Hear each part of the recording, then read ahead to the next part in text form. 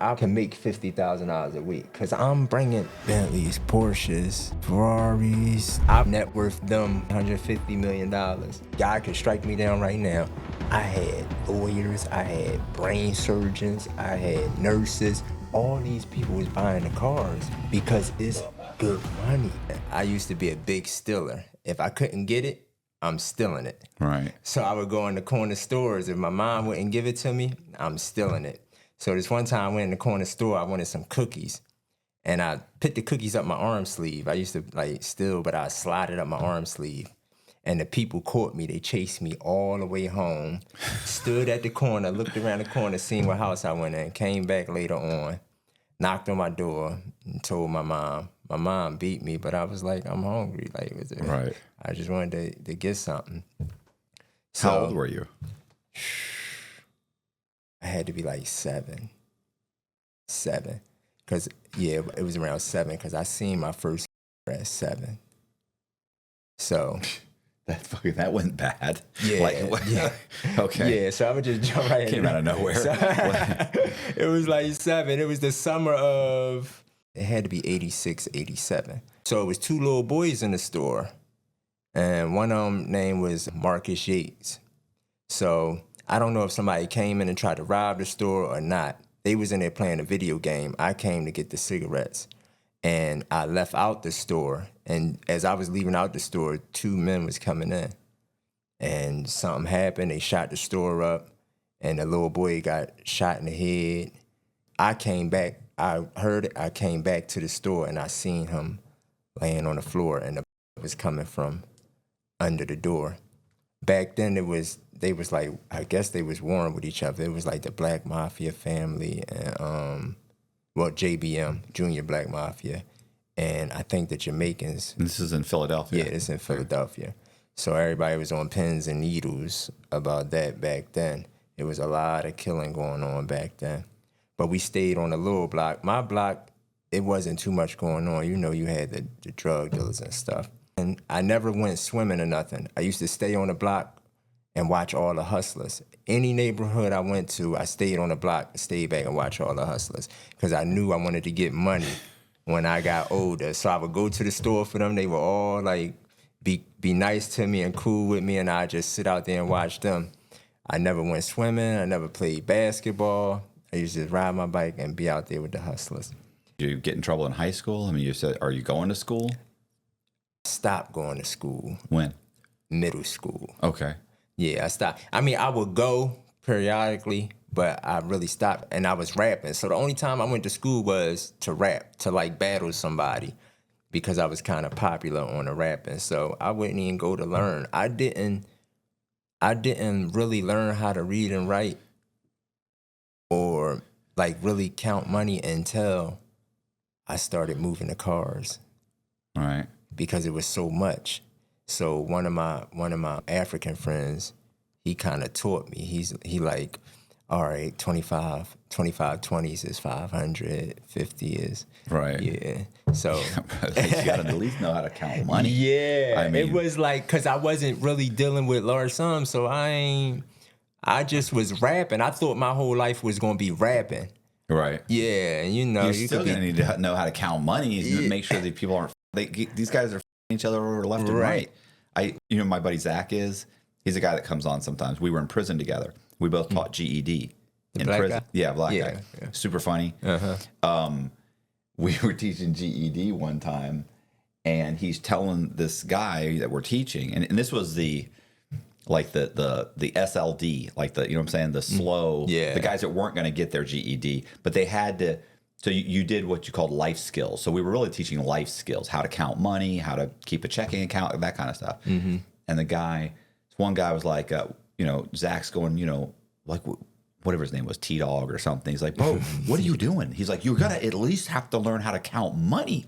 Right. And he's like, I mean, man, I ain't getting no job. And he said, yeah, but you're still going to go back out and sell drugs.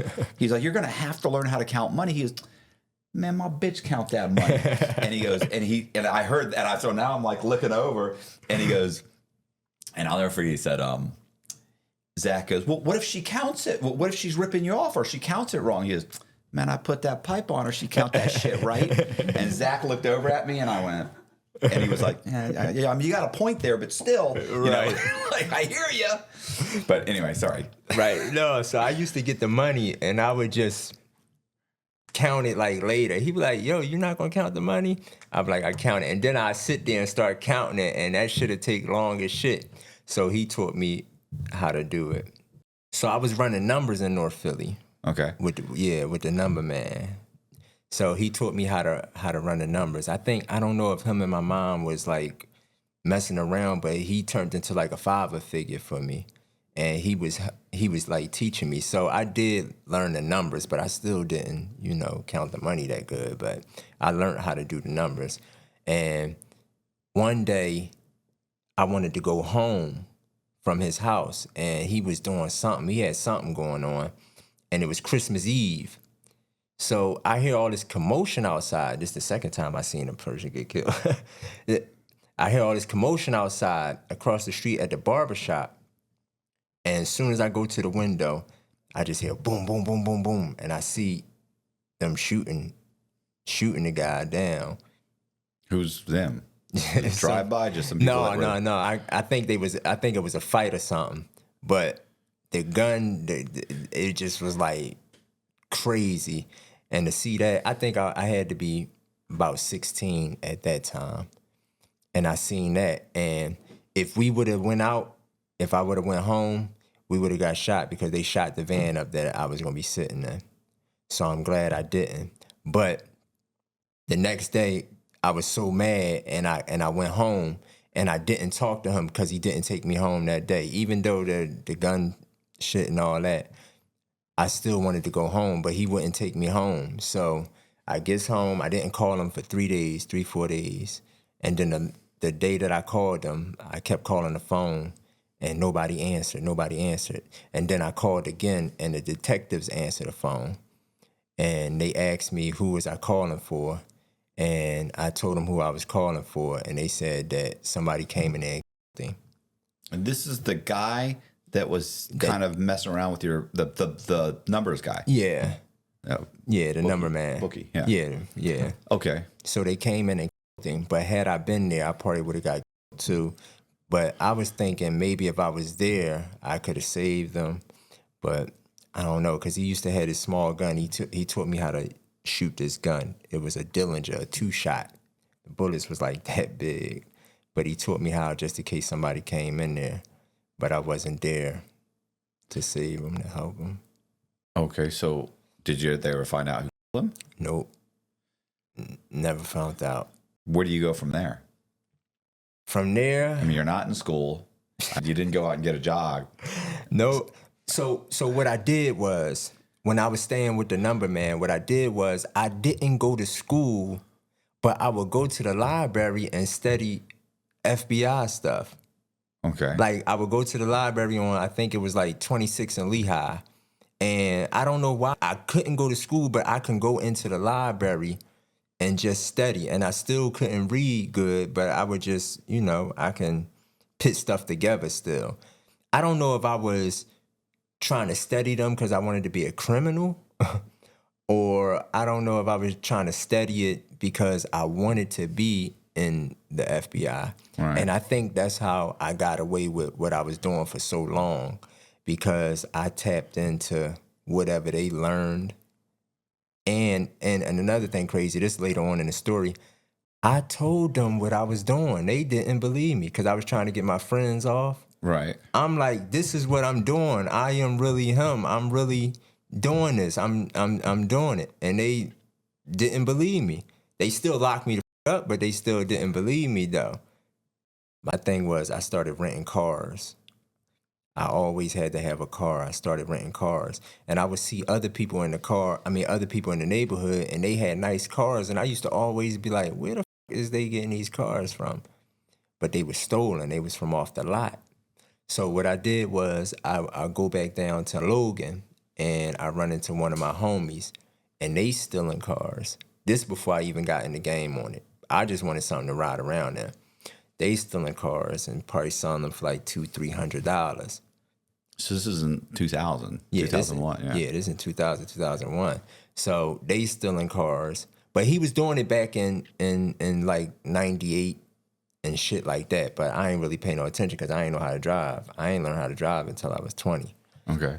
So I went back there and we started buying stolen cars. We started buying them for like $200 and shit like that, and just ride them around the neighborhood and all that shit. So later on,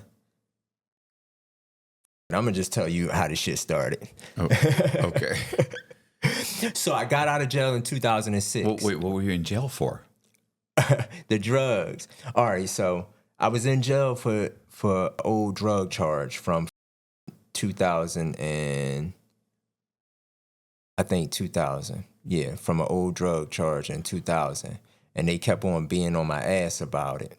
So, because I never went to court. Well, that seems like that seems reasonable. Yeah. So I never went to court and shit. So I finally they finally grabbed me because they was talking about or some shit. So they surround the car. I'm driving one day and I noticed this cop behind me, but I ain't really paying no attention to him. So I start digging up my nose just thinking that they gonna ride by.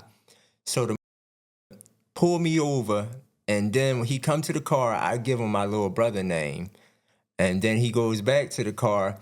The only reason why they knew who I was is because I gave him my little brother name, but I gave him the same address as the house that the warrant was for. Okay. So they connected it. Yeah. And my picture came up. So all these cops just came out of nowhere and shit, pull me out the car, take me down to the roundhouse. They questioned me for like 3 days. I don't know what's going on. I'm telling them like I don't know what's going on. They're questioning you about a that you don't know anything about. Yeah, that I ain't know nothing about. So they let me out and they come back. They come back, I think like 6 months later or something like that. And they locked me up on a warrant. They just locked me up. So I'm in court and... A warrant for what? The drug charge? Yeah, a warrant for the drug charge. So I'm in court and I think they about to let me go. And then the judge yell out, he wanted downstairs from... And I'm like, hold up. I ain't nobody. So my mom and my baby mom was in the courtroom. And then, so I knew it wasn't serious because they gave me a bail. They gave me a $25,000 bail. But they was trying to hold me in jail thinking that I wasn't going to pay the bail, which right. I didn't. I still didn't pay the bail. So I finally got up out of all of that. It wasn't no, I ain't get charged with no nothing. They just wanted me to talk, but I wasn't nothing to talk about. I didn't know shit. So I got out of jail from that. When I got out, I needed a car to drive. So I went to me and my homies, we used to always go to the mall. So I goes to the mall and I see the guy that be taking the cars. So we cool, I know him, we good. So I shake his hand, I'm like, yeah, I just got out of jail. And I'm like, yo, I wanted an Audi TT. I used to have an Audi TT. Yeah, I wanted an Audi TT, and I just came home, so I wanted to go I wanted to go floss around. So I'm like, yo, can you give me a drop-top Audi TT? I want an Audi TT. It was cold as shit outside. I ain't give a fuck. I'm like, I want an Audi TT. And he like, yeah, I'm going to come get you tomorrow, and we going to go out. So he came and got me the next day, and we went up to, I think it was Bucks County, and he gave me the keys to a Chrysler 300. It was 2006 when it just came out. And he had the keys to one. So he parks his car across the street from the dealership, and he goes over there. He like, all right, when I get in mine, you got to get in yours, and let's go. So he goes over there, and I go over there with the keys too, but I freeze up. I got scared, and I left because I ain't never do it before. Right. That was a pro. He got in the car and just drove off like it was his. And I get to the door, and I'm like, damn, nah. So I go back and I called him. I'm like, man, I'm gonna just follow you. So he was a pro, man. Cause even on the expressway, we seen the cops right there. He haul ass and he just keep on going, like it wasn't nothing. So how is he getting the keys? He would go the day before and just go in the dealership, and if the keys just laying around, you would just take them, or he'll reach behind the counter. He'll go in the key room. Back then, it was easier, and it wasn't that many cameras. I mean, it was cameras, but now it's so high tech now. But he would get the keys, and then the next day we would go back. Sometimes he would take the right then and there. Right when he take the key, he would take the car. Right. Yeah, I seen him do that a couple times in Cherry Hill with a Porsche. He was getting so much shit. So I got scared and we leaves, and then the next day he like, all right, I'm gonna get you a truck. So, cause we was going to get a mobile home. He was gonna take a mobile home, like, you know, the big ass mobile homes. Yeah, he's gonna take a mobile home.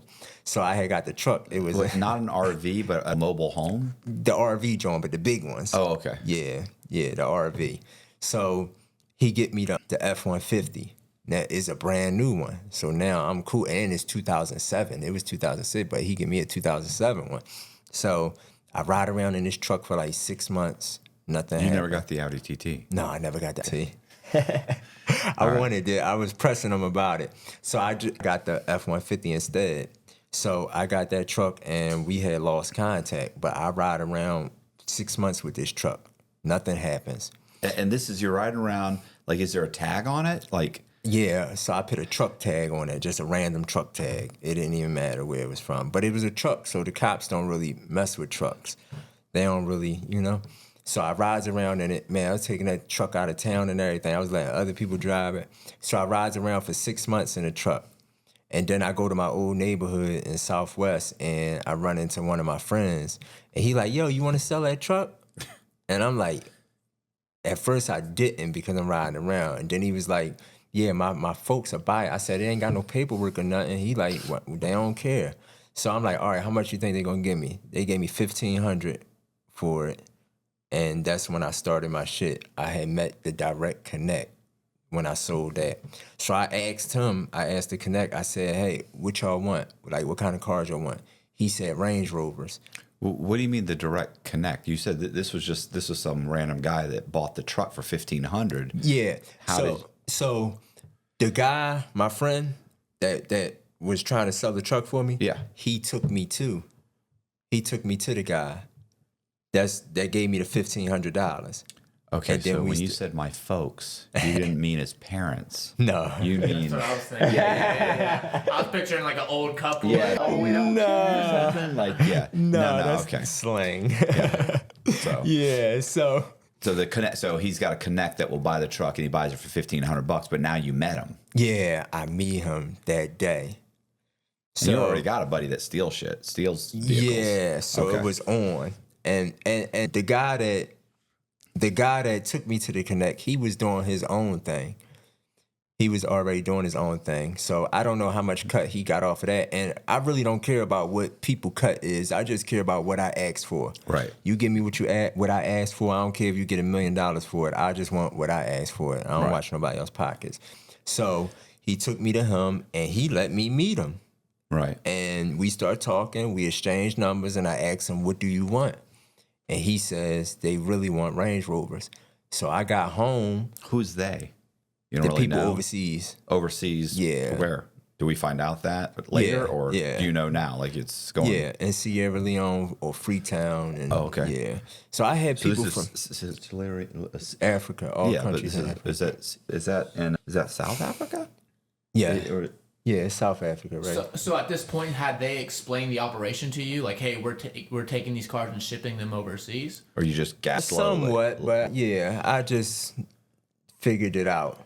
Yeah. We did I should send you this. We did an episode on this guy with this New York City detective in the stolen auto cars unit. He worked there for like 20 years. His name was Vic Ferrari.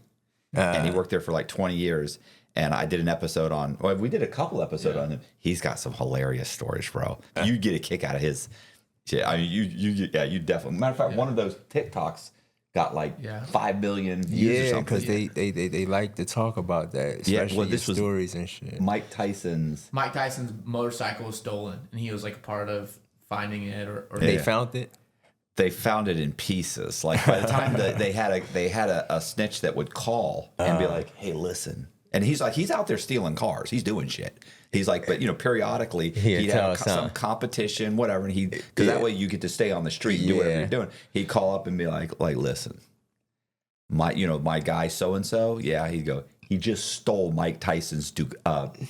Am I saying that right? Yeah, Ducati. Bugatti's car. No, it's a Ducati. So Ducati, the motorcycle. He said he just stole it, and they're like, all right, well, where is it? Because they're thinking that's pretty cool, right? Like we'll go get it, and he's like, where is it? Where is it? He's like, well, it's in boxes right now. They've already taken it out. He's like, when did he steal it? He's like, about an hour ago. And within an hour or two, they had taken it apart, broken it apart, put it into boxes, and they're shipping it to like Haiti. So he said, I'll give you the container that they're bringing it, where they're bringing it. And they went there and they got it back. They said Tyson was pissed. He's because they're like broke it all up. Yeah, he's like, well, what am I going to do with this? Yeah, that's what they do. They chopping stuff down, send it over now. But yeah, I'll send you the link to that video, to his videos, because he's got a hilarious story. So you meet the connect, you kind of figure out they're kind of shipping these things, and then he tells you this is basically we're looking for Range Rovers. Yeah, Range Rovers, Toyotas, basically foreign Land shit. Cruisers. Yeah, foreign shit. Yeah, Bentleys or Are they asking? Are they telling? Did he give you like a price? Like, hey, if you get this is what you get. So I was charging $2,500. Right. Yeah, I just started. I was charging $2,500, so I was making $500, and I would make the person that go and get it. I would still make them give me $200 for me. So I'm making $700 at first. So at first you're just like a broker. Yeah, I'm a broker through the whole thing, but sometimes I had to put my big boy pants on and make sure that an order got filled, because I used to get orders, like written orders, and handing notes of them. So the guy that goes and steals the vehicle gets $2,000, but he gives you 200, so he gets 18. You get 500. You sell it for 2,500. So he walk away with 500, 7. Okay, so you charge him about $700 on the transaction, on $2,500 transaction. Yeah. Okay. So he said they want Range Rover, so I went home. I started making calls. And the next day, we went up to, I think, Allentown. So we get to Allentown, we park on the lot, and a lady was getting her Range Rover serviced. So that was the first Range Rover we got. He went in and just got right in it from the service area.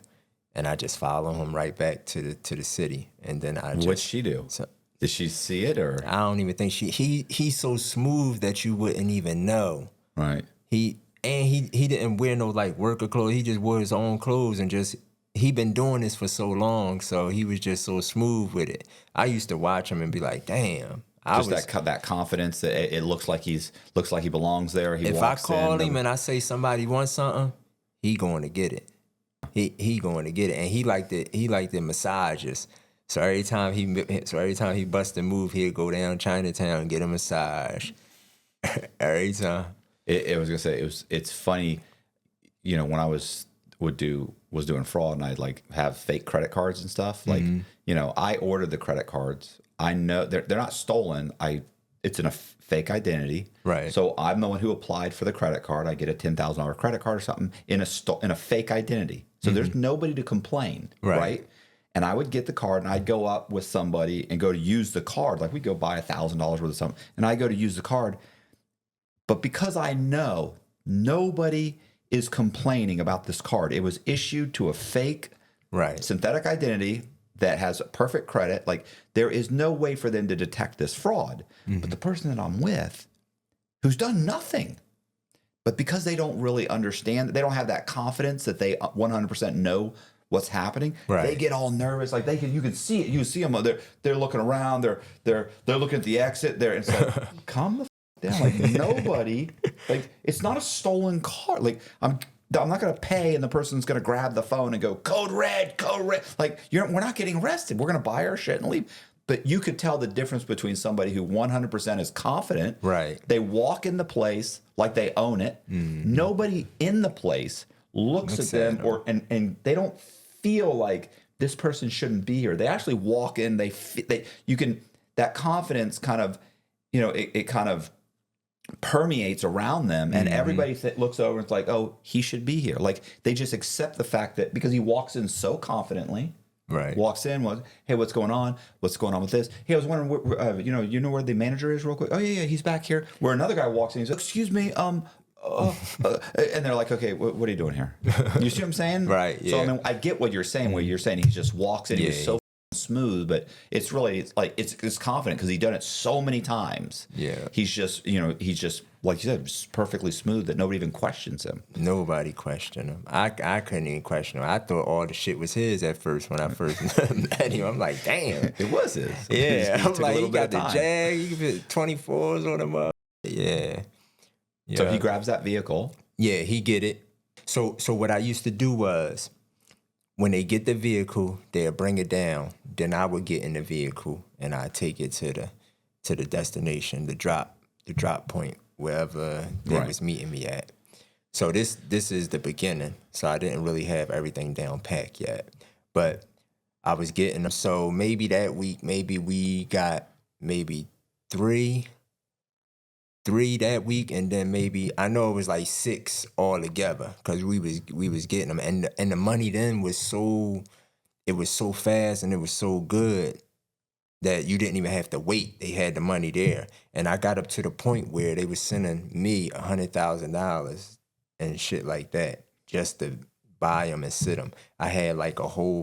I'm trying to see how the news said it. They said I had a whole car lot on just stripped out.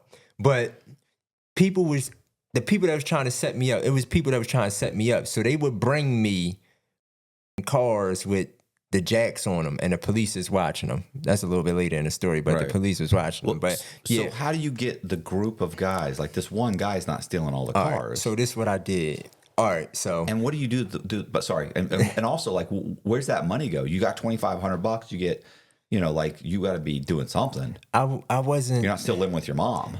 I wasn't. I was. I was, because I didn't. It was something new, and I thought I would go to jail forever. But I wasn't going to stop. But I wasn't spending my money. I walked around with flip-flops on every single day. I just wanted a nice car, and I wasn't spending my money. But later on in the story, I get robbed for all of it. Okay. Yeah. Well, go ahead. So where was I at? You were like, how do you get guys? How do I get the guys? So after I meet the connect, I had got another car. I started renting cars.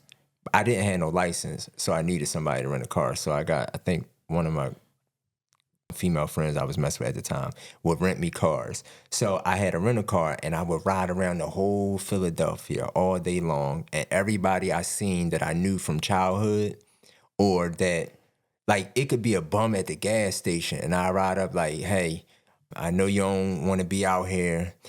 I got something that's going to get you a lot of money. Just take my number and just hit me up, and we'll talk about it.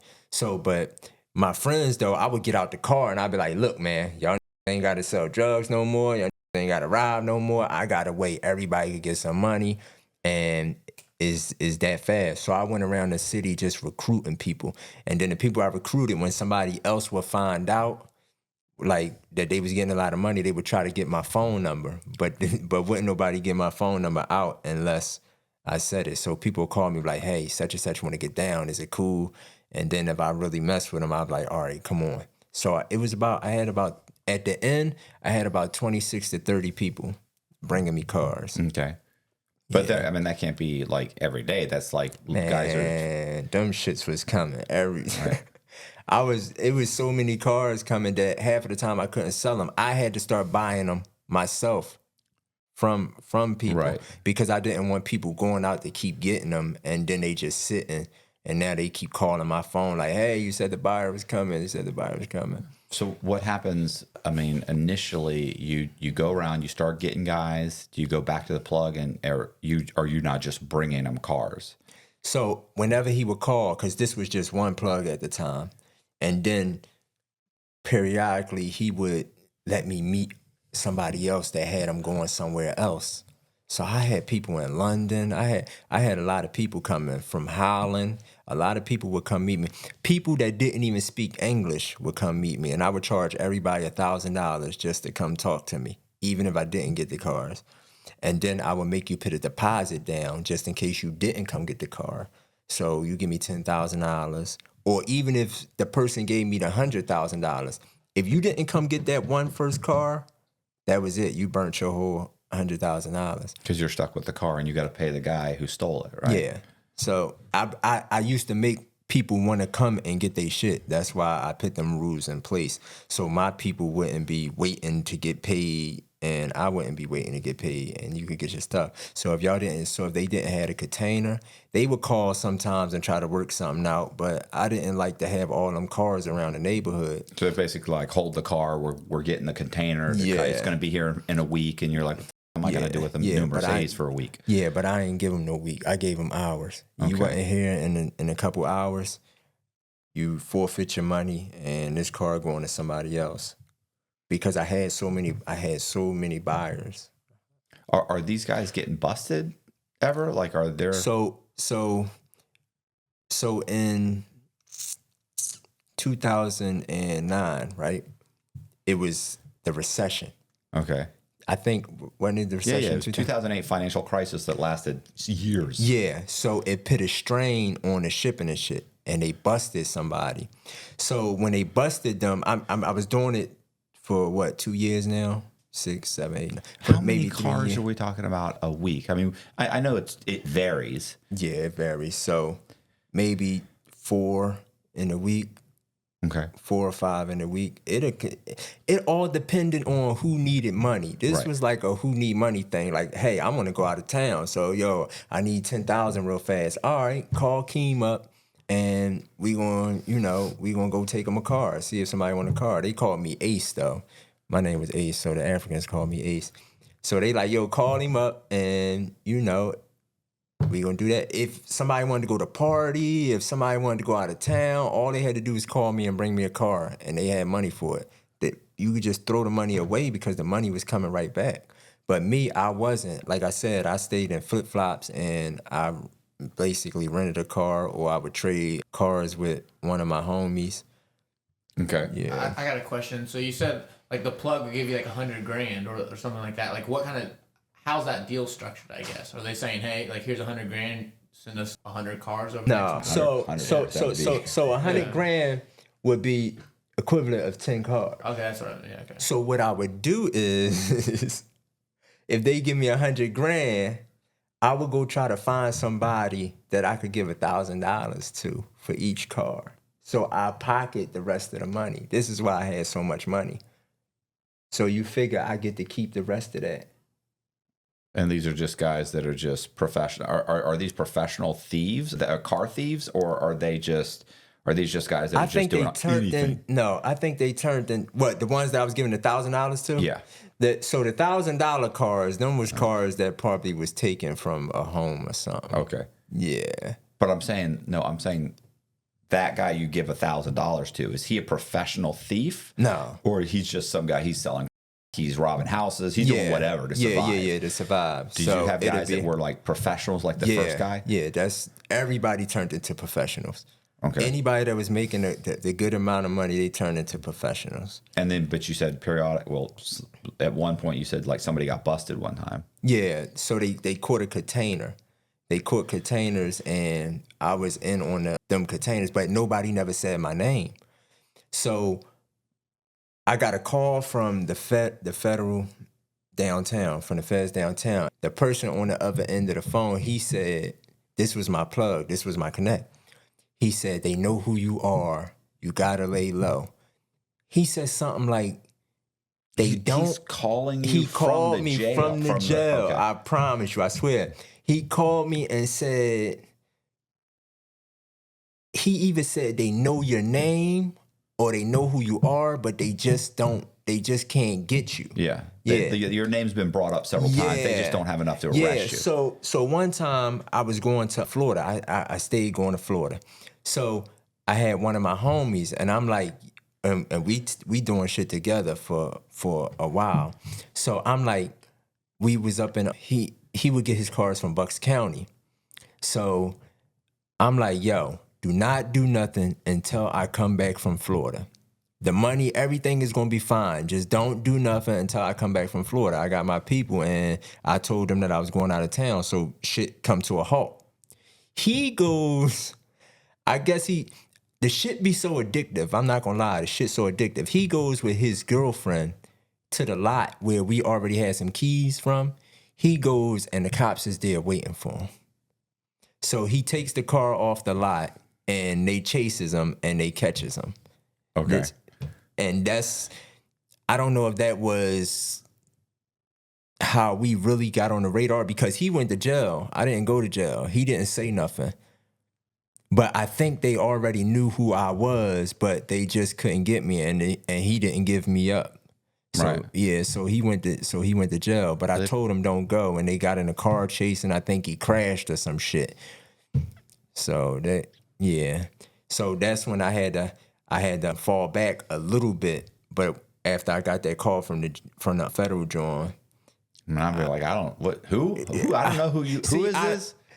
It's crazy, and another crazy thing is he called me again after the case was after we got busted, and guess what he said this time?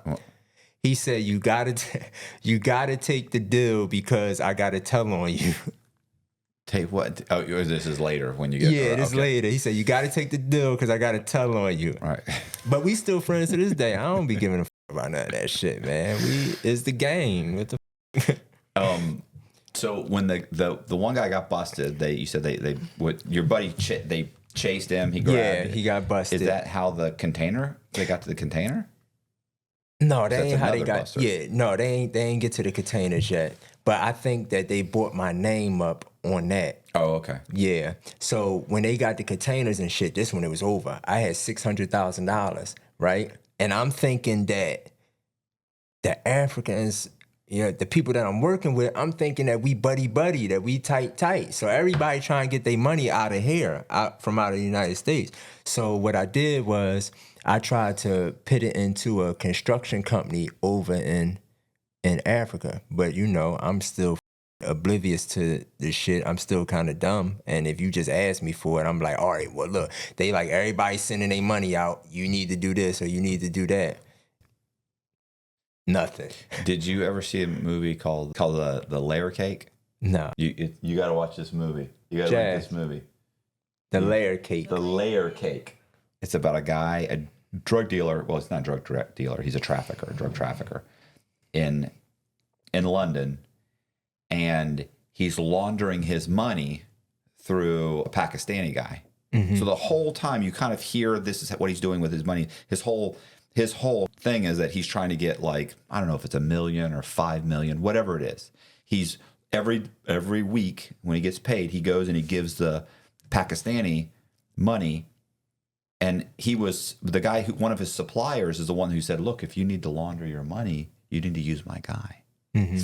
He's been doing it for me for 20 years, that kind of thing. Mm-hmm. So he's good. He'll get into a bank account. He launders it. He pays the taxes on it, everything. Perfect. The guy's like, okay. So he starts giving him all his money. So he does this for years. So he's trying to get to a number. I don't know whether it's $1 million or $5 million, whatever it is. Mm-hmm. And he's like, when I get to that number, I'm quitting. Mm-hmm. And he when he finally gets to that number and he goes to show up to get his money, the place is closed. It was all a scam. Pakistan he's been stealing their money the whole time, and they have no idea. And then one day he shows up thinking he's got like $5 million, and it's an empty office. That was like that movie Empire too. Oh my God. Yeah. You've heard me.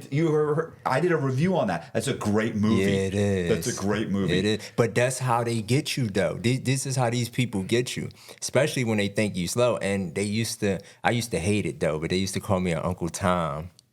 Okay. They would call Zach Oreo. Yeah. But I'm like, I'm thinking like, y'all aren't y'all black too? They just call me Uncle Tom. I guess because I'm from America or whatever. Yeah, but yeah, blacks from Africa do not like blacks from America. They don't. Not unless you're giving them that money. Not unless they making that. And I had, to be honest, God could strike me down right now. I had lawyers, I had brain surgeons, I had nurses. All these people was buying the cars. Right. Because it's good money. The money is so good. I had people praising me when I got locked up. They called me when I got out. Thank you, Ace. Thank you for not, flipping on us and all that, because they had career. Yeah, they got real jobs. Yeah. Well, I'm sorry. So you were selling direct to just people too? Like what these you mean? cars, you said the lawyers and brain surgeons are buying these cars. Are they buying them from the plug, or are they buying them straight from you? No, it came to where it was just me. Yeah. So yeah, I guess this was the part where I was a little confused. I was kind of waiting to ask. Originally, you were making $700 a transaction brokering the deal.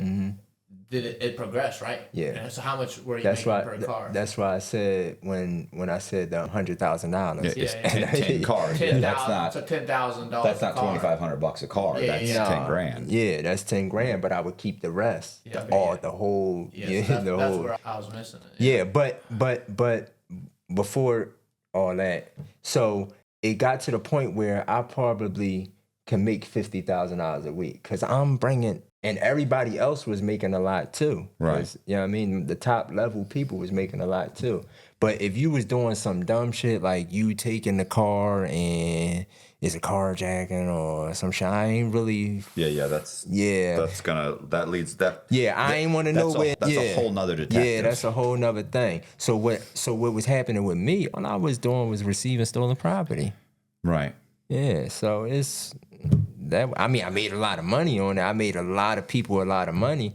I had met a guy in prison. He's like 5'3", probably little black guy. But when I say little black guy, I mean like they called him Mighty Mouse. He had a tattoo of Mighty Mouse. He was like jacked, right? Like, I mean, he went like he looked like a V, like he was straight down to. But he was big, and he'd been locked up. Whatever, 3 to 6 months, whatever. So, you get locked up, you start losing weight, you can't work out, he can't take the steroids he was taking or whatever.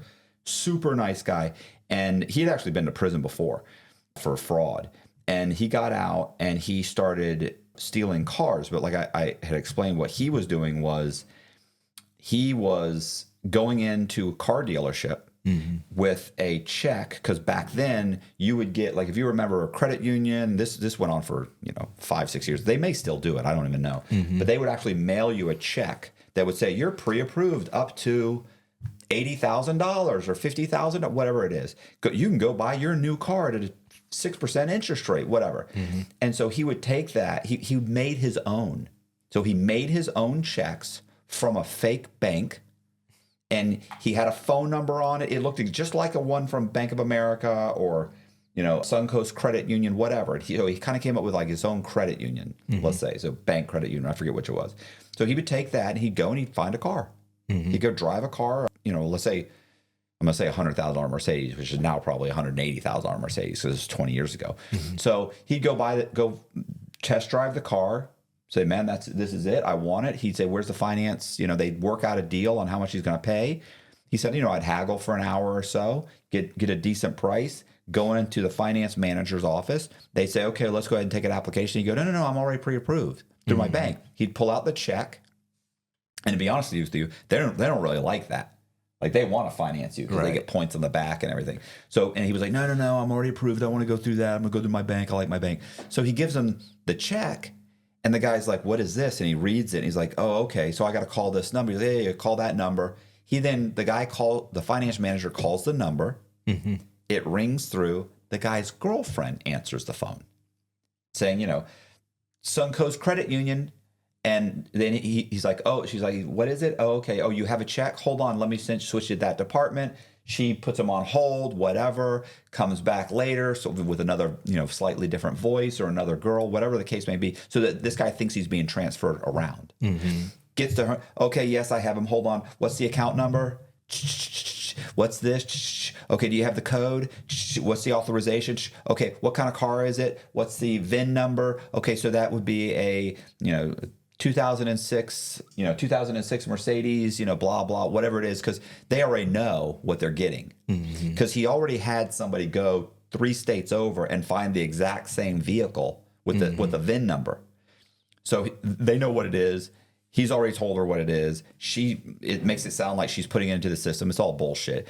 So when she's like, how much is it? Okay, yeah, he's approved for that, no problem. And she would say, now here's what you can do. You can either fax me over the paperwork and I can issue you a check, or you can actually fill out the check you have in front of you and you can just deposit it in your bank.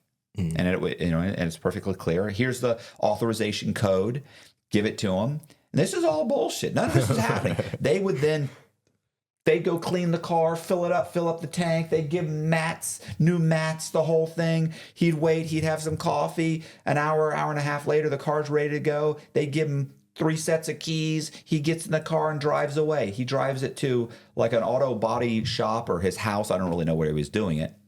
And then they would crack the windshield. He said they had the suction cup thing where they could pull the windshield off. And he said he could replace the VIN number. Mm-hmm. He could replace the VIN number on the side doors. And he said that's all he ever really did. He didn't go in the engine or anything. He said once he got that VIN number, they would dummy up like a fake, the fake paperwork that shows that so that it looks like he paid for the car. Mm-hmm. He would then go register the vehicle in Georgia. They would issue, so now it's registered, but he actually never registered them in his name. He would wait till he sold them. Mm-hmm. So it's a $100,000 vehicle. He said he would sell them like 30 cents on the dollar. So you're a drug dealer, you want to buy this vehicle, and you know it's going to be registered in your name. Mm-hmm. So he's like, give me your name. We're going to go downtown. We're going to register it. It's going to be in your name. You give me 30 grand. Right. Guy gives him 30 grand. They go register it. He gets an actual title. They give you a fake little title, and they issue you a no one. So this guy owns $100,000 brand new Mercedes for 30 grand in cash. And he told me a bunch of stories about how they would try and f him out of the money, and they'd be like, oh, we got 20,000 now. And he'd be like, what the f is wrong? Yeah. So, but anyway, what happened was he'd been doing this for years. He's living in like a $1.5 million house or something. Like it was, and that's like a $3 million house, $4 million house now. Mm-hmm. Like it was insane. Like you could tell the guy had money. You could just look at somebody and have a conversation with him, and you could tell, yeah, you've had money and you've had it for a while. Anyway, he gets into he ends up his girlfriend's one of her friends. She finds out, she gets pissed at him. She calls the police. Police show up. He's got like 6 or 5 brand new vehicles sitting in his front driveway. He said he had a round driveway. He said there was a vehicle on every single one. The cops, he said he gets a knock at the door and opens the door, and the cops are like, these your vehicles? And he's like, f-. They arrested him right then, threw him in jail, and he never did get back out. Now, part of that is I want to say he was on federal probation already from the other fraud. Mm-hmm. But I don't know. I feel like that's the case, but whatever. Super nice guy. But he was making 30,000. He was making 30% because he was selling them to drug dealers who paid him in cash. Yeah, right. And that was such I don't know all the logistics of. I probably up the chain of how that scam worked, but it was brilliant. Of course, he went to prison. God knows what he ended up. He was thinking he's going to get. Oh, I'm only going to get 3 or 4 years or something. He was thinking. I was thinking. I don't know. You've already been in trouble before. You did 3 or 4 years last time. They'll tend to give you another 3 or 4 years. Yeah. He would have been a great story. I wish I could remember. All I knew was Mighty Mouse. But so it reminds me. It makes me think that like what you're saying is that well, he was selling them specifically to drug dealers, but if he could sell them to people that had means, then you could get a lot more money. Yeah, and they were still. He said $30,000 for a brand new car. He said they're still trying to f me. He's like, you understand? Literally, they could turn around and go sell that vehicle, to a private person. Mm-hmm. He said you can't sell it to a dealership. You can't, And another thing that he did that out of state, he said the problem is he would tell him get it serviced, but don't go to the dealership. Right. Because what happens is when the other vehicle gets sold and they're going, it shows up in the computer that, hey, 4 states away or 3 states away, 2 weeks ago, you got an oil change. Why are you back here for an oil change? And why are you 4 states away? Right. So he had all these things that he was, doing to try and mitigate his risk, but, he just couldn't keep his, dick in his pants. So he was selling. So I was just saying it's a similar thing where he was selling to, and you've got these vehicles. But here's the thing with him, if you're selling those vehicles to some doctor, I get them shipping them internationally. Mm-hmm. How does the doctor get that vehicle registered in his name? Where?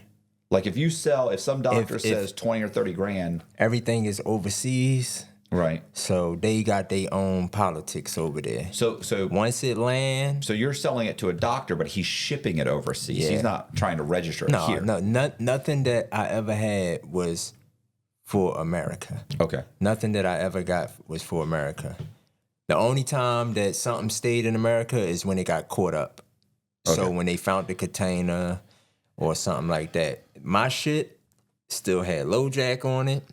We had plastic on it.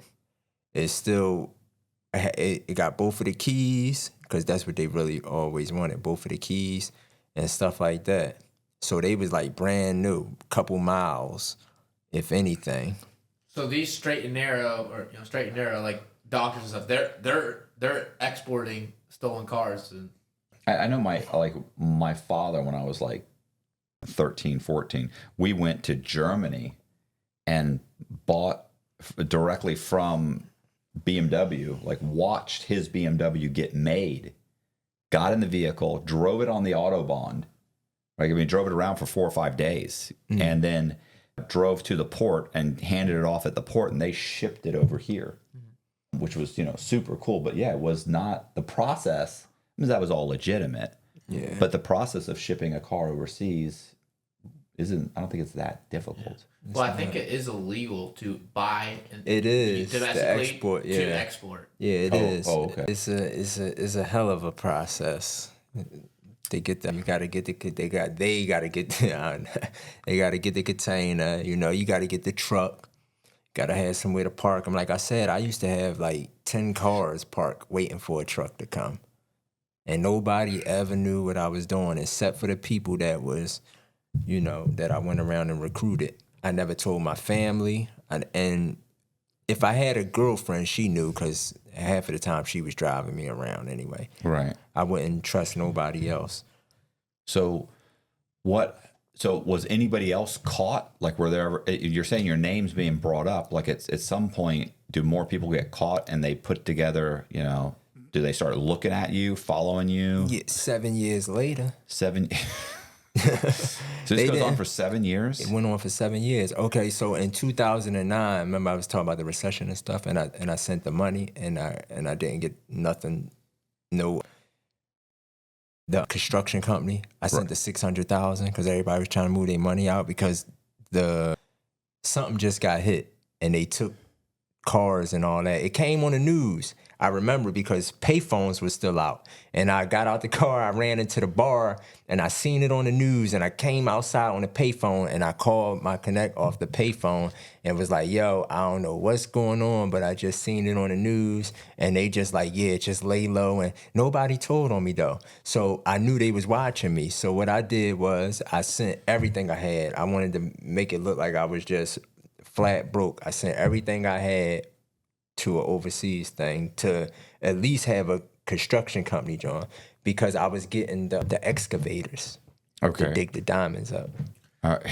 So how do you send $600,000 overseas? You just like pack it up. I mean, you're saying you just have cash, right? Yeah, I just had cash. So you just pack it in a bag and suitcase and give it to someone. Yeah, take it to the. And so you're taking. They know what to do. They know what to do with the money. I didn't know what to do with the money. I was scared. I thought I was about to go to jail for a long ass time. Just seeing it, because I didn't know the game like that. I just knew that I could sell a car. But when I seen them up boat on the news and they pointing out countries on the news, I'm like, oh shit, I was scared to death at this point. And then I get the call from the feds like, hey, they know who you are. And then I had a case with the city. So that $600,000 that I had, I ain't even care about it, because I had a case. I was suing the prison system, and that was supposed to have been for $1 million. So I didn't care about the $600,000 because I just got the paper on, hey, this is what we going for the city. So I'm like, all right, I'm gonna be cool. I'm gonna just use that money. That didn't happen. I was gonna say it's virtually impossible. Yeah, to sue the government and get anything. Yeah, I got $18,000 from them. They ain't give me no $1 million. That paper, yeah. So what I did was I didn't have nothing. So I was messing with this girl. So I went and I stayed in her basement. Her aunt let me come stay in her basement because my mom was moving to Florida. So, and I wanted to stay back in Philly until things blew over. So I went to her house in Upper Darby. I stayed in the basement. I did this shit for about 9 months. I started going to school because I knew that the cops was watching me. I knew that they was on my ass. So I put on scrubs and I put on a stethoscope. I got a book bag and I got some of my girlfriend books, nursing books. and I started sneaking into her college, taking nursing classes. Okay. The whole time the cops was, trying to put a case on me. But they couldn't put nothing on me because they never seen me. I never was doing nothing, too. So I stayed away in that school for the 9 months. I would still wear my flip-flops because it was kind of warm. I would still wear my flip-flops, and I would just get up every morning because her aunt didn't let me stay in the house during the day. So I couldn't just stay there all day long, so I had to find something to do. So I started getting on the bus with her and going to the school. And when she go to her class, I'll go to my class. And how long does that last? About 9 months. Okay. And then that lasted about 9 months. And then the city had gave me some money. And then I don't know if the recession was over. I don't know what the fuck was going on. But in 2010, it like reset. And then I started making way more money than I was the first. So what happened? These guys contacted you? They came back. Yeah, everybody came back from overseas. Everybody like fled the country because it was hot. Then they came back and they contacted me. At first I was like, no, because I just got the little $10,000 and shit. I'm like, no, I'm gonna just figure out what I could do with this. And then I burnt through that 10,000 and I was calling them like, all right, man, I'm back with. And then I just went back on from there. I had got my own place. I just started coming up again. So what did you do? Go out and find is it the same group of guys you were working with before? Same group. I just rode around and was like, yo, I'm back. I'm back in business. Everybody like, yeah, thank God, man. We was waiting for you. So, okay, so same thing. They start giving you orders. Yeah, they started giving me orders and I started fulfilling the orders. And then I moved up into Ridley, PA, and my house got robbed. Somebody was watching me. Damn, the cops watching me. Was watching me.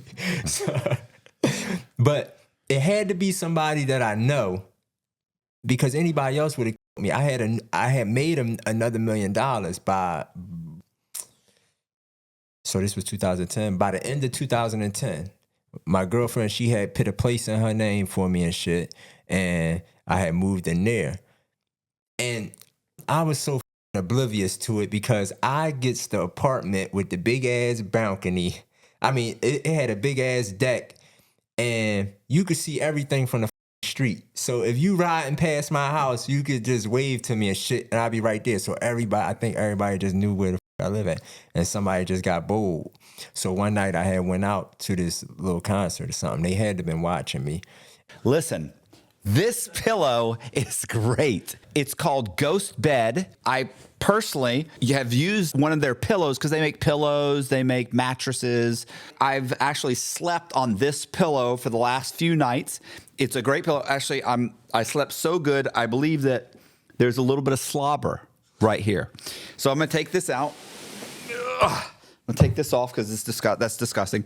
But listen, the pillow is made of this really, really cool fabric, and the cushioning is amazing. And it's not like it's a foam pillow. Like, it's super, super cool. And it was great because typically, honestly, I'll bet you I wake up and flip the pillow probably 5 or 10 times during the night just to try and keep it cool. I never had to flip this pillow one time. Super cool. The material is cool. It's you know what it reminds me of? It's kind of like it's a heavy pillow, but it's super soft. It reminds me of the difference between buying an iPhone, which you can feel that heaviness, it feels expensive and feels solid, as opposed to an Android. Anyway, our listeners can get 50% off site-wide for a limited time. Just visit ghostbed.com/Cox and use the code Cox at checkout. Again, that's ghostbed.com/Cox with the code Cox at the checkout to save a whopping 50% off site-wide. When I came back, something told me. I was in the club and I was feeling it. I'm like, man, I want to go home. So I goes back home and the door open. My porch door open. I'm like, well, what the fuck going on here? So me, still oblivious to shit, I calls the cops on myself, basically. And and I'm like, my house got robbed, because my mind just go blank. And I tell them that I got robbed for the $1 million. Now I'm hot with the police. That's a bad idea. Bad idea. They took me and my girlfriend down to this when I knew it was over. They took me and my girlfriend down to the police station and fingerprinted us. And because they had a big safe, somebody must have seen me bringing a safe in because I brought the safe in on a big ass truck. I had to bring a safe in on the truck and shit. So the safe was big as shit. They took the safe out. I had cameras. They said F them cameras. They didn't give a fuck about them cameras. That when I got in the house, it was like a big ass fireman axe, just sitting on the couch like we got you. Yeah, I was gonna say I knew a guy who these guys had been a part of a robbery and they'd gotten away with like $3 million, and one of the guys that knew them and their crew, like the guy, they had the money and everybody knew they had the money. This guy put a GPS tracker under the guy's vehicle and just watched everywhere that he drove. And when he was like, he knew this was his girlfriend's house, he's boom, robbed the girl. He knew this was the mom's house, robbed the mom's house, right? He's like, I just saw where, and I was like, within 2 weeks, he's like, he only goes 4 places. He's like, it's got to be in one of those 4 places. And I was like, was it? He's like, nah, it wasn't in any of the places. Yeah. But yeah, the guys around you will just stake you out and rob you. Yeah, and it's crazy because the FBI showed me who it was, but I ain't say nothing though. They brought me in. They was up at my mom's house for days just watching my mom's house. And I wasn't living at my mom's house no more. So I forget, I think her or my niece called me. Somebody called me and was like, yo, is this truck out here that just been out there for days? So I got my homie Chidi, I got him to drive me up there. So I lay down in the back of the seat and I see him when I come up. And then the next day my lawyer called me and was like, they want you to come into the office. So I goes in the office. And they have like a photo array on the job. Right. So they like, and they asked me about the money. They like, well, where was it at and all this and all that. Did they ask you where you got $1 million? Did they ask you where you got $1 million? They knew what I was doing already. Okay. Yeah. Well, I was still thinking try and paint you in a corner. Get you This after I had got locked up, they had brought me in and asked about it. But what I think that because they was stinging, the FBI at this time, they was stinging home invaders. So they was pitting like fake, I guess, like setting them up, make it like there's a lot of money in this house. And then they, bait houses. Like bait houses, yeah. But I don't know if they was watching them or not, but they damn sure knew who it was, and a couple other people knew who it was. But I ain't care because I told them, I said, I don't know who none of these people is. I said I'd make $1 million next week if I wanted to, because they still didn't, I mean, I got locked up for the cars and shit, but they didn't believe how much money it was like bringing in. It was bringing in a lot of money. But you didn't talk about getting locked up for the cars yet. No, right? I didn't. Okay. But I was just I was just telling you about the robbery. Well, anyway, so the robbery, they got the $1 million and probably some change, and they took that. The cops took us over there. They fingerprinted us, and then they let us go. And then I think that's when I probably got on a watch list for real again.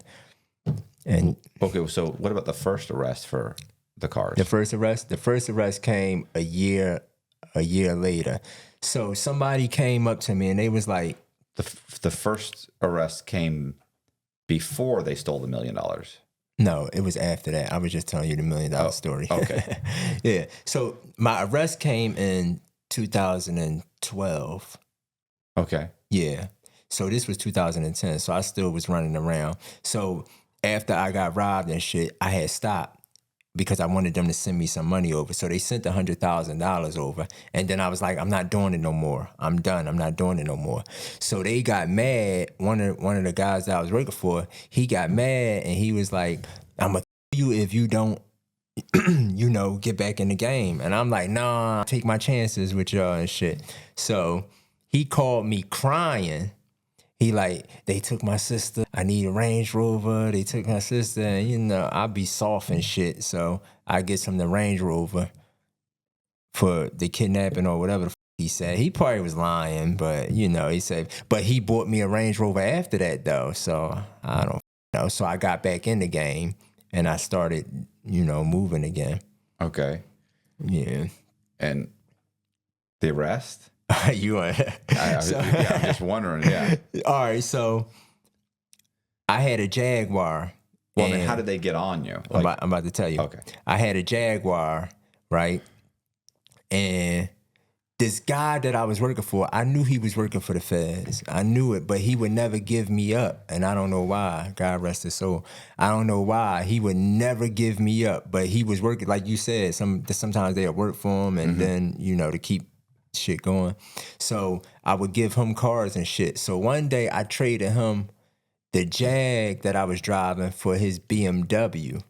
He had a 745, so I would drive his BMW. So he takes the Jag back to the house, and I think the FBI or somebody put a wire in it. No, a wire to hear what I was saying, or some shit like that. Because when I left him and I got my car back, I got pulled over, and they took the car, and I'm like, all right, fuck it, y'all take the car. So 2 days after that, they come to my house. And they like, you know what we here for? And I was like, yeah, y'all just took my car the other day. And he's like, no, it's serious than that.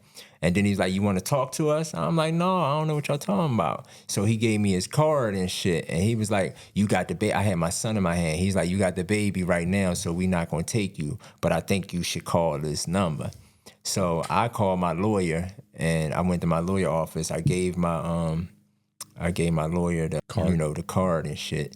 So I called anybody that was telling on me. I called. I ain't know they was telling on me, but I called everybody. I'm like, yo, it's over. They on me. I'm going to jail, and there's nothing I can do. So y'all gotta just stop right now and shit. And I was wondering why it was like, all right, because they already went and sat down and told everything. Right. So yeah. So I went down to my lawyer office, and I'm telling him. And he like, hold on. He calls his other people that he worked with. Business, like his partner. Yeah, for me to tell him the story on what's going on. So I tell him the story and shit. So I pull him to the side. I'm like, yo, is there any way you could hide $1 million for me? And he like, no. He like, is it dirty? I'm like, man, I'm here, so evidently it's dirty. But yeah, he wouldn't do it. So the morning, like maybe 2 weeks later, they came to the house. They had the key. So they opened the door. They knocked one time, and I ignored it. So now they opening the door because I guess they got the key from the maintenance or whatever. They opening the door, and they just coming the fuck in. Right. And it was over from there. So they come in the house, they put me on the ground, they let me call my lawyer, and I get extradited from Ridley. They didn't find no money in there. They just found the money wraps because I was already on to them. The night before I got locked up, they pulled me over. The state troopers pulled me over on 95, and they searched the car, and they lift the hood up and, I guess trying to see. And they just found the gun, and I had my phones. They didn't even find my phone. That's how I still got everything. My phones was over top of the cabinet. I really hardly use phones anyway. I used to keep everything in my head, but I had some shit that was in the phone. So they ain't even find the phones. That's how I still got my phones and shit. I'm gonna tell you how I got set up. Okay. Yeah. I had an Audi. And we was at Cheltenham Mall, and my homie, he used his girlfriend's car to take us up there, and she's a police officer. Okay. So he kept telling me, don't go to the mall. The mall is not cool because it's so open. He know that they, bust people there. So he like, man, something ain't right. So I'm like, f it, I want this money. So me and my homie went over to the car. We did the transaction and all that. And then we start arguing on the middle of the lot. Mind you, the police got this all on tape. They recording us and everything. So we arguing back and forth on the lot. So as we leaving, all these cops just come out of nowhere. They just start flooding it, and they grab us. And I got the money in my pocket. I got $35,000 in my pocket, like in my Right. pockets. They grab us, and they didn't take the money. They just got my name and they just got everybody's name and everybody's address. And it was 2 buses going on there that night. So it was a drug bus, and it was supposed to be a bus to nab the car thieves. Right. So the car was going up to New York. So they had a plane, you know, the one that don't really make that noise, not a drone, but they had a plane because they was going to watch the car. They was going to follow. They ain't do it with a helicopter. Okay. They was going to follow the car to New York and shit. So the cops grab us, and I got all the money. And I'm like, well, why the didn't they take the money? So I jump in the back. I try to jump in the back seat of my homie car while he tried to pull off, and the cops get us. And I'm like, we just did all that. So why the fuck didn't they lock us up? And I still got all the money.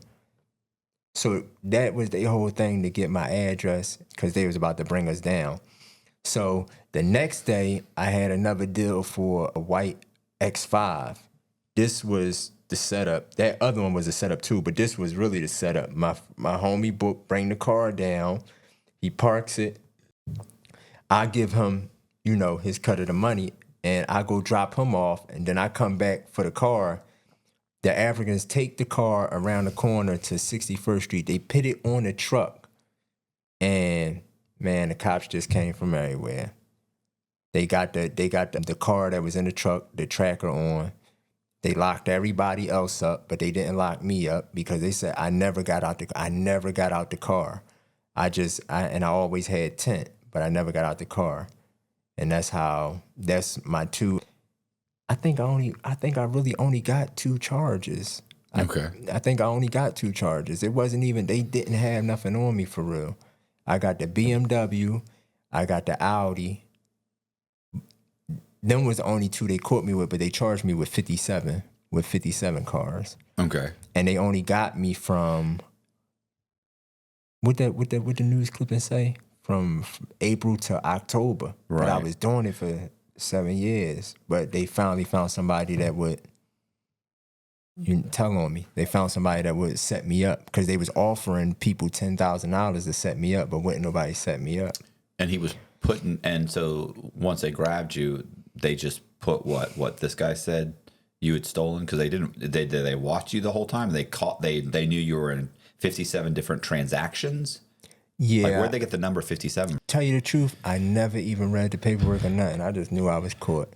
I just like, it. I don't care who told on me. I don't care about none of that. I just was like, it's the game. I played the game. And I was just saying, there's like a news, you know, he was in like the news. It was like if you send that to me, I'll probably use it. Dealerships like Don Rosen Imports here in Conshohocken, Thompson BMW in Doylestown, and many others lost cars to this ring from roughly March through October of last year. This was somebody that put it on the video. that's their filters and shit. Yeah. Investigators say head thief coordinated the stolen cars and would quickly let broker That's you. Gene Lane Is that know you? what they had and where the street side showroom in Southwest Philadelphia would be.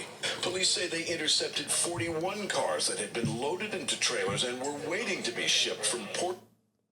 So you just imagine that little bit of time, and I was doing it for 7 years. That's 41 cars. So imagine how many other cars Yeah. I did. You look like you've lost weight since then. You looked thicker then. Yeah. A little more round. Oh, yeah, because Your I was face, going out yeah. to eat. I had all that goddamn money. Yo, they thought that I was, like, people in my neighborhood, because they didn't know what I was doing, they thought I was making money in the basement, like counterfeit money, because I had so much money. I used to just ride down the block and throw the shit out. Every club I went to, I had to throw $1,000 before I left. I used to, like, Christmas, I would buy, like, kids and shit. A lot of shit. I would just have block parties for the people. I would rent bikes for the people. It was a crazy time. So, where are we now? What was this thing? I mean, you got arrested. Oh, yeah, You're I in the got court. arrested. Like, how much time did you get? Like, how'd that work out? So I did a month. What will they give you? 4 years probation. 4 years. They tried to give me 2, but they wanted to watch me, so they gave me another 2 years. 4 years probation. And the crazy thing is, I told them to send me to jail. Like, I'm like, just say, but it didn't carry nothing. My shit carried 9 months. Because it's what? Stolen? Receiving stolen property. Because you didn't steal the cars. They didn't have nothing on me. But for not to go to jail, I had to be the one. And I kept telling them, I'm like, yo, send me to jail. So one of my friends, he He was they locked him up, right? And it was an African. And the African would not tell them that he didn't have nothing to do with it. And so I'm like, well, what the you just gonna have this man here about to go to jail? So I thought that I was doing the right thing. I said something about the African because I was trying to get my friend off. So the cops came to my house maybe a month before this, and he like, man, I know you ain't gonna tell on Chidi, but because his baby mom was a cop and he used her car. So I ain't want her to get in trouble either. He was telling the cops, because they came and questioned him, he was telling them that she ain't had nothing to do with it, which she didn't, and I'm saying it to this day, she ain't had nothing to do with it. Chidi really didn't even have nothing to do with it. He just took me there, but the cops didn't give a about that, so I had to just take it. I had to basically do what they said, or somebody else was gonna go to jail. So, I mean, in the end, like, what? How do you get you 9? So they offer you 9. No, they didn't offer me anything. They was letting me go with the 4 years probation. Yeah, and I kept telling them like, all right, to take me to jail. Well, you said 2 years first. No, yeah, they gave me 2 years, but then they put another 2 years on it. How so come? It was for I think because they wanted to watch. They didn't want me to leave the country or nothing. Like they put a hold on everything, like my passport and all that. So when I got in there, it was like, all right, we're gonna give you 2 years probation plus the time served that I was in there, right? And then And how long were you in there again for?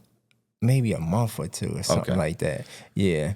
So they gave me 2 years, and then the DA said, hey, let's put another 2 years on there. Okay. So, yeah, so they gave me 4 years of reporting probation, I guess, just so they could watch me, though. You wearing an ankle monitor or no? No, I tried to get that, too. I was like, man, that's what I'm saying. It's like nobody, I don't know. Nobody could fathom it that I was doing all that, but I really was. And I'm like, but I was trying to get people off, though. I ain't want nobody going to jail that didn't have nothing to do with it. And that's what I always practiced when I was out there. So anybody that was with me, I would always keep them out of the way. Like, you ain't going to jail on my watch, or you ain't going to jail because of me. Okay. How long ago was this? I got off probation in 2018, I think. Yeah, 2018, because they sentenced me 2014. So I did the 4 years and got off 2018, I'm quite sure. Yeah. What'd you do during that time? What'd I do? Yeah. Your regular job, working at a Smoothie King? What? One of the 3 questions? Yeah. I got wild again. Okay. I got, to be honest, the only time I stopped was for that month that I was in that motherfucker. Right. Yeah. So what? I quit. Let's just say I quit the game. So what was the total dollar amount? When the cops got it, it was $2.3 million, but I probably net worth them over there probably $140-150 million. How much are they selling the cars for overseas? Do you know? 3 times the price they are here. It's a big hike different, and I'm sending Porsches. I'm sending brand new stuff, so you getting the top dollar for it over there, because it's going to, I don't even want to say politicians and stuff, but it's going to it ain't just going to a local person that work at the grocery store over there. Well, that's what Vic was saying, that they busted a ring in New York that were shipping. They were basically buying the same gray. They were stealing the same gray Audis, which was like the official car for the government, the Chinese government in Hong Kong. Yeah. So they're shipping them there. They're like, so we basically came to the conclusion that the key government officials were buying these cars. Because they're given a budget to buy this vehicle. He's like, so it's like, if I can get that vehicle for 25 or 30 grand. Mm-hmm. You know what I'm saying? Have it shipped over here for 30, and I got a budget for 200 grand. Like, I get to pocket that money. Yeah. So I was sending for, damn, I don't know if I should talk about this one here, but I was sending F-150s. I'm going to say this real fast. I was sending F-150s for a fleet for the Secret Service over there. That's what they called me for. Now, hey, they could have been lying, but when I get it, I'm just telling you what the shit that came past me. When you say Secret Service, you do understand that they have whatever they got over there, right. Military, whatever it was. I'm saying that there other countries will have, like, they have some of the similar types of names. Like, they may have something called like the Secret Service over in some other country. Security service or whatever. Security service. Yeah. But they wanted. But that's not U.S. Yeah, that's not. No, that's over there. They. It was for official though. Right. And they wanted F-150s, so I sent a lot of F-150s there. Bro, they said terrorism on your shit. I ain't no terrorist. No, I know, but they said funding terrorism or something like that. That's that bill. That's that bill. And I reached out to him. Before, but he ain't answered my email. They try and tie that shit into everything now. Yeah. Terrorism. I mean, I got some crazy requests, but not no terrorism shit. I don't know why he said that. I guess because he's saying Muslims. He put in like a question mark. He put, dozens of, he did say dozens of Muslim car thieves. Yeah. Arrested in $2.3 million car theft ring that sent vehicles to West Africa, support of terrorism, question mark. Yeah. It's just kind of, he's just trying to get the word terrorism in there. Yeah, he had a whole little thing on his page, and I emailed them about that. I was wondering why I couldn't get a job for a while. I tried to get a job, and he got me on the terrorist list. Bro, it's got in the area around 61st and Glenmore. Yeah. Lindbergh. Lindbergh. Yeah. Southern Philadelphia investigators. Stolen car showroom. And that's crazy because, like I said, that was only for that amount of time that I was doing it since 2006. Right. And it nobody just never knew. Nobody knew. But now you're working at Smoothie King and everything's living a normal life. And I'm living a normal life. You said sometimes you have to take care of business by yourself. So I'm assuming sometimes you had to take them on your own. Was there a time that you almost got caught or something like that? Yeah. I had a Jaguar, right? So I'm coming down 76. My buyers are at the hotel downtown. I can't remember what hotel it was, but they at the hotel waiting for me.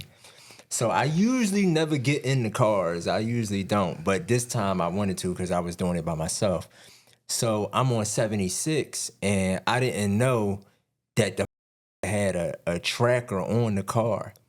So in Philly or probably other places too, the police car is gonna sound when some stolen shit come by. So it can track you, it'll pinpoint you and shit. So I don't know if they had a tracker on the car, but the car started beeping like a, and I don't know if it was just because if you see some of the state troopers, they be having them things on the back of their car because they can detect like stolen shit. So this comes up behind me and put his lights on, and now I'm haul ass, and now we on the expressway, and I'm haul ass, and by the grace of God, I got away downtown and put the car in the garage, and I got paid for it. But the crazy thing is, I didn't tell them that I just got chased. Right. I didn't tell them I just got chased. We going all through the city, and then I had two young boys that was doing it for me and shit. They get chased by the helicopter down North Philly. They hiding under cars. And then I'm standing at the top of the block, and because I'm trying to tell them where to put the cars at, right? So this come haul assing down 61st Street, turns the corner and flip the car over, flip the car out. They left the police. They flipped the car out and they got away. It'd be a lot of shit. You ever heard of the black money? The scam? Yeah. Yeah. What's that?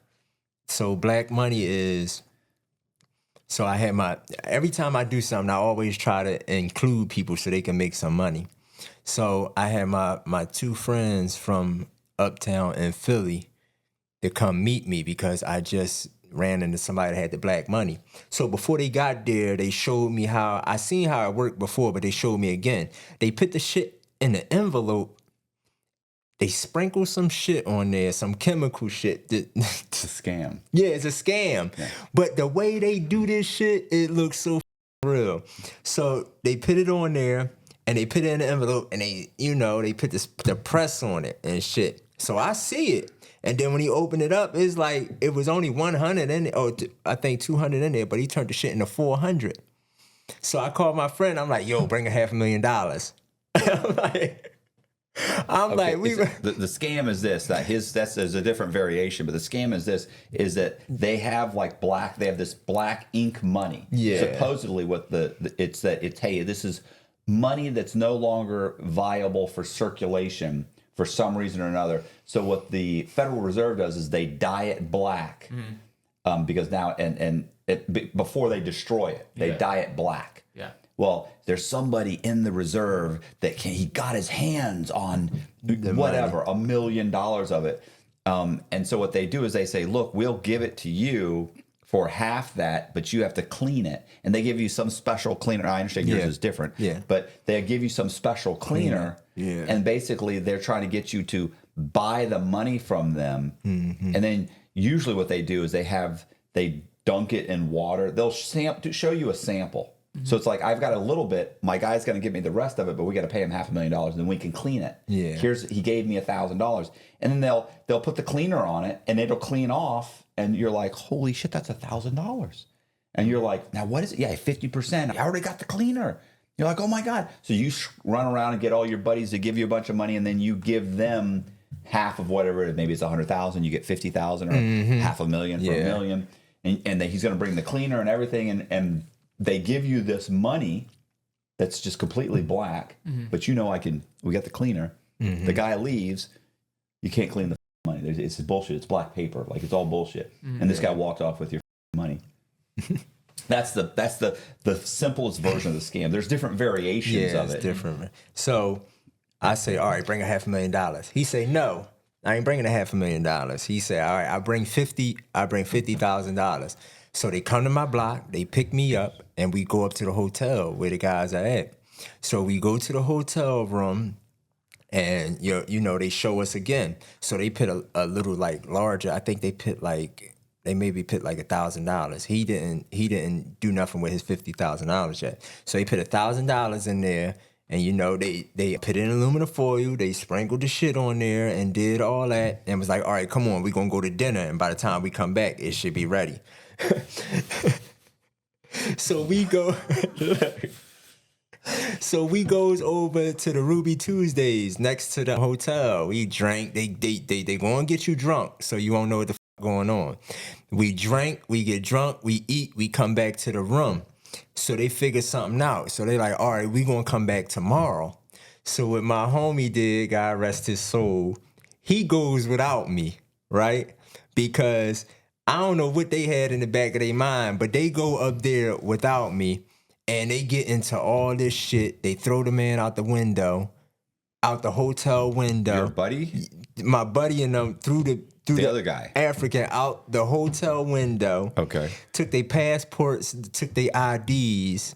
And the reason is because they got them up there and they was trying to knock them out and take the money. So the chemicals would knock you out. So you go in the bathroom, because when you come in with a large amount of money, they want to do it in the bathroom. So it'll be in the tub or something. So what they do is they get the chemicals and shit and make you go in the bathroom, and then that shit'll make you pass out and shit. And then they take and leave all the money. But my friends was hip to it, and they beat them up. They took their jewelry and all this shit and threw them, and through the struggle and shit, somebody got thrown out a window and shit. How many stories up? So, How many stories? no, it was up? like the motel one. Oh, okay. Yeah, you got the landing right here. Yeah, no, not 8 stories up. We never saw that guy again. no, yeah. So the African called me because they still had my number, and he like, hey, can you please tell your friends to give us our passports back so we can leave the country and our ID? So I called my homie, and he tells me what happens and shit. He like, yeah, man, they tried to get us, and we had to throw it out the window and all that. I'm like, damn. Yeah, Did you give him the passports back? No. I was going to say, I saw. I'm like, why you gonna call me? And y'all just got. He said they took their jewelry and shit, but he said the jewelry and shit was fake. So they just come with a good look, man. They come with a good look. Yeah, but they do. It is a lot of money in everything they do. You just gotta be good with them. They gotta like trust you. What happened with the Disney thing?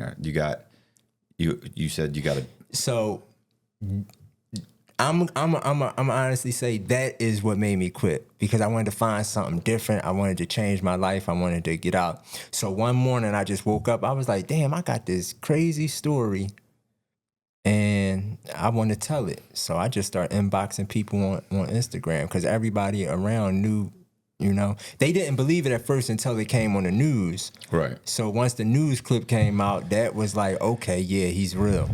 So I started inboxing people Instagram. What I would do was I would go to, let's say I go to Lee Daniels. I go to Lee Daniels' page. I wouldn't inbox nobody that had a blue check, because I know that they not going to answer their thing. So so I was inboxing everybody that had a little bit of followers, but their name would say producer or something. Right.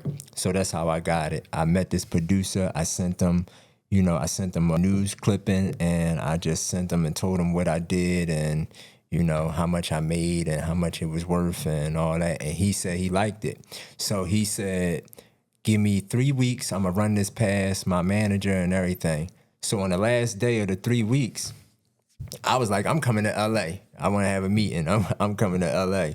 So I wasn't about to go, but my friend, he forced me to go, because sometimes I get stubborn. But I'm glad I went. So I went, I had the meeting, and he liked the idea. They wanted to make it like a Fast and Furious type thing. I didn't really want the Fast and Furious type thing. I was thinking more like a Going in 60 Seconds or a New Jersey Drive type thing. All right. But Fast and Furious was like a franchise, so I guess they wanted to go with that. So I signed the shopping agreement for 2 years. I didn't have anything done, so I started writing my book while I was waiting for that. So I wrote a manuscript. It's not edited or nothing. It's just rough. So I wrote the manuscript, and I sent that to him, and he wrote the script off of that. And Disney came, and they optioned my life rights for 1 year, and then they renewed it for a second year while they prepared the script and everything. So the script and everything got done, and then the strike came. Right. It took 5 years. That shit took 5 years. The strike came at the last year. So I guess wasn't nobody buying because of the strike, and everything was going to be backtracked. So the option expired? Yeah, the option expired. Do you have a copy of the script? I got a copy of it, but he said that I can't, Disney will sue me if I put it out or anything. Right. Because Disney owned it. But I got the copy of it. Yeah, but they got a copy of it. They've got a script that they can't do anything with. You know what I'm saying? Like if they don't have if they don't have the option anymore. Yeah, that's what I'm saying.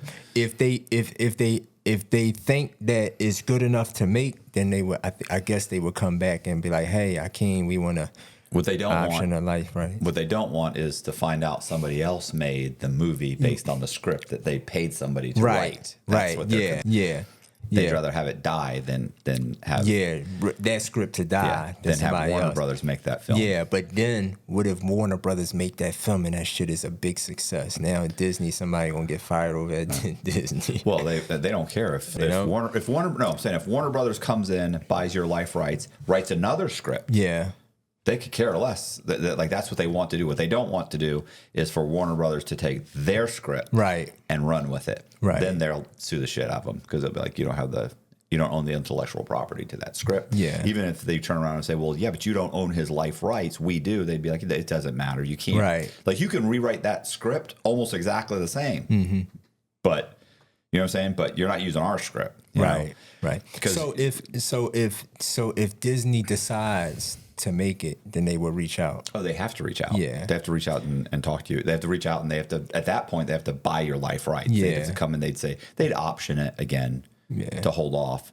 And then once it got funded, because you probably got the standard kind of deal, right? Like they were going to give you a percentage of the budget, right? Like if it got a $40 million budget, you get like 2% or 3% of the budget. Like the budget. Because that's really where you make the money. Like a lot of times they'll go, oh, and you'll make 5% of the gross profit. And it's like, cut it out, or of the net profit. Right. And the truth is you never see that money. Right. Nobody ever gets the money on the back end. They'll promise the money on the back end, but nobody gets it. Yeah. So what the agents and everybody pushes for is like, look, I want a percentage of the budget.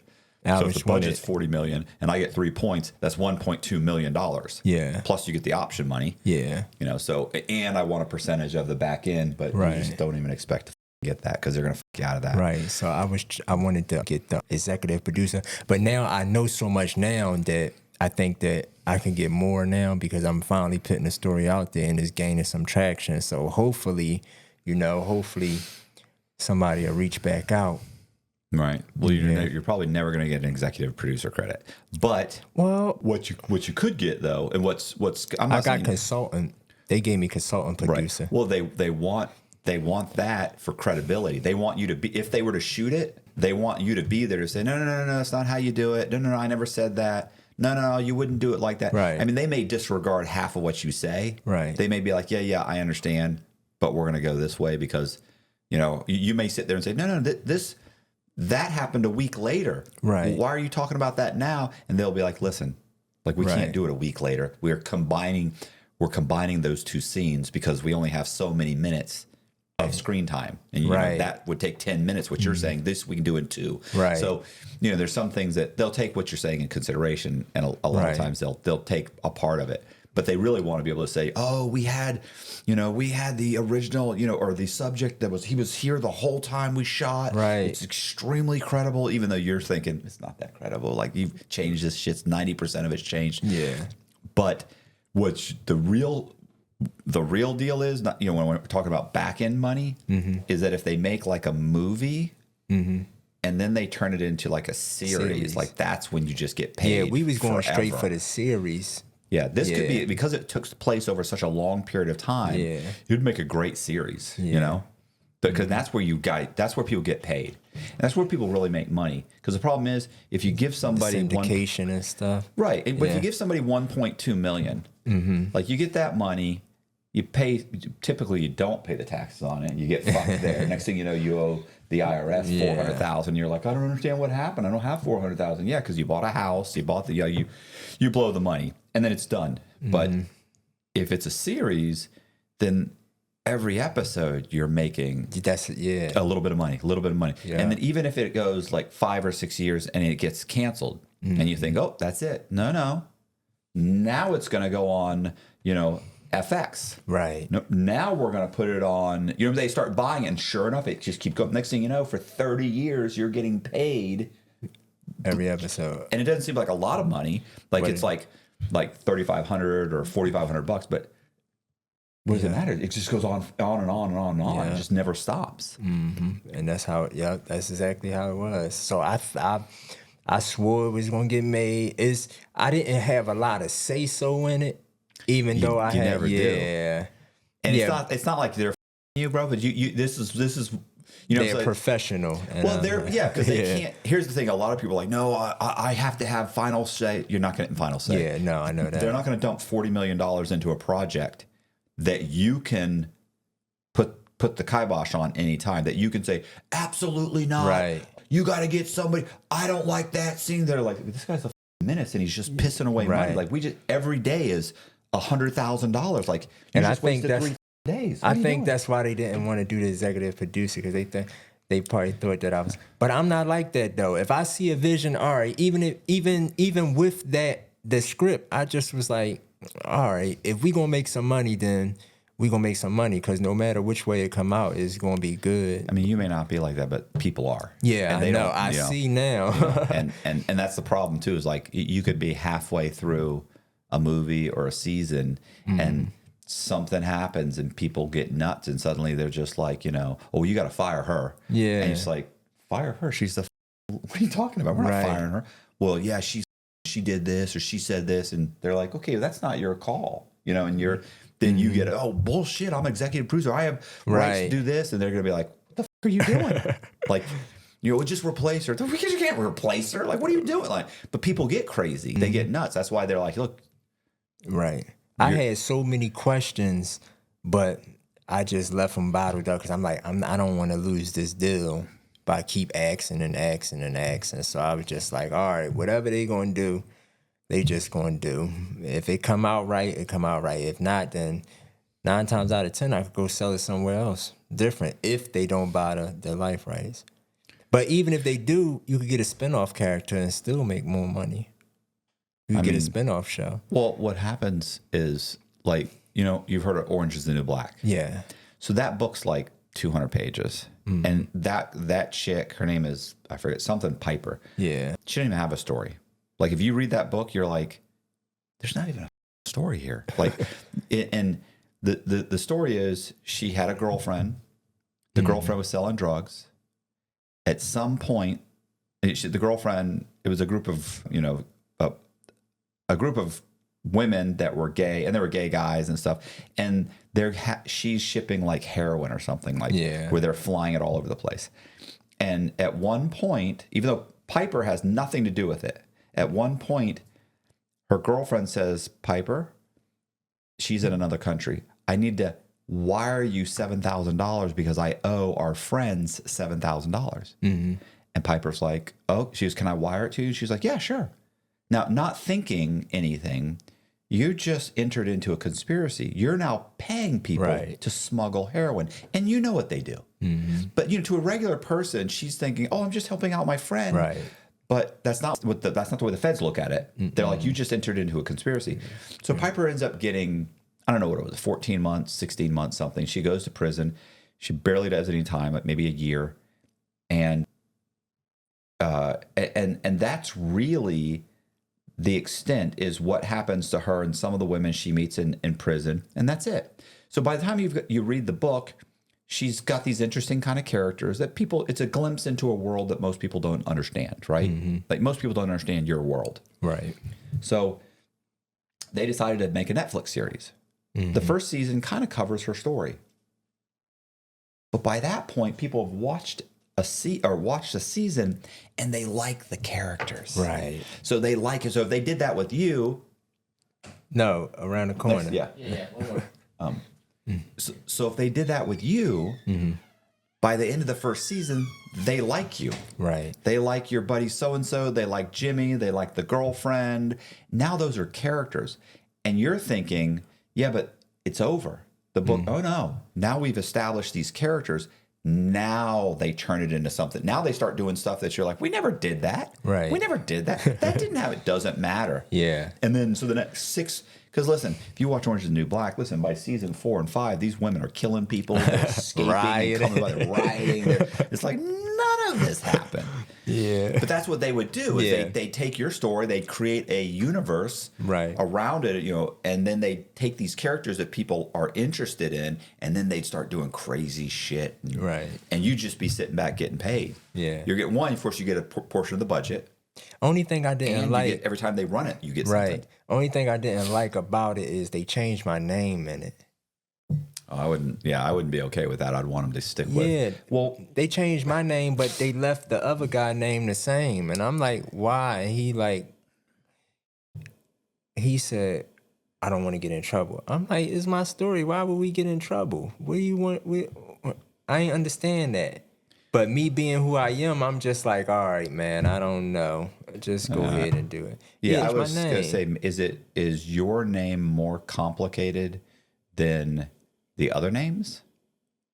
No, this is a person that he brought in on it. This is another writer. He kept the writer his name. He let the other writer be the lead of the story. Right. And got his actual name, but when it came, you're saying on the script, yeah. But in the script, they're using your name. They're not using my name. Oh, see, I'd have a problem with that. But it's my, it's my story. The only thing is that I don't like is when I don't come in the room because it's my story. I want to tell you from me because I don't know if somebody gonna screw something up or I don't. When they go to pitch it, you mean? You want to be there for the pitch? Yeah. Yeah, I've never been there for a pitch. Well, I have, but I haven't. I've gone to pitches where I like. But you more breakfast. established. Yeah, you more established than me. It's just me coming out on a limb. I don't know. I didn't know nobody. I didn't. My story wasn't even out there, so nobody knew about me but Philadelphia. But as me putting my story out there now, just now, 3 weeks, look where I'm at when I did it. So I'm saying when somebody from Hollywood, it wouldn't.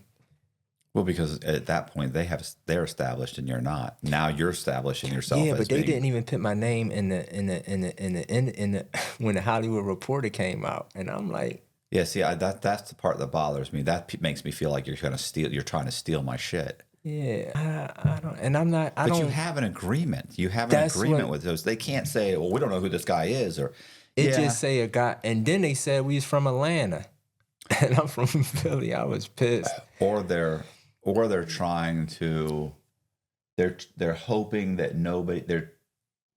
They're hoping that nobody figures out who you are and goes around them to talk to you. Yeah, that's what I was thinking. But now what is going to happen, though, because people reach out to me every day. And, if we would have kept that bond, then, it still could have been moving. I just don't like when nobody do that because I didn't do that. I mean, I took money. Don't get me wrong. When I was moving them cars and I was having a bad day, I would take money, thousands of dollars from people. And the craziest thing is when I take it, they still would do business with me. They'd be like, all right, you just owe me on the next time. All right, you just owe me on the next time. You just give me a good car on the next time. So I don't know. I just like to do proper business. Hey, you guys, I appreciate you watching. Do me a favor, hit the subscribe button, hit the bell so you get notified of videos like this. Please share the video. Also, go in the description. It's Skinny Keem, and just click on the link. It'll bring you right to Instagram, TikTok, YouTube. We're gonna have all of his links in there so you can go and subscribe. Also, please consider joining my Patreon. It's $10 a month. It helps Colby and I put up special content. We have some special content that isn't gonna make this video of stuff we talked about before. It's kind of behind the scenes stuff. It's going to be on Patreon. We put at least an hour, maybe an hour or so. Uncensored videos. Uncensored videos, unedited videos are on Patreon. So it's $10 a month. It really does help us. I appreciate you guys so much. Thank you for watching. See ya.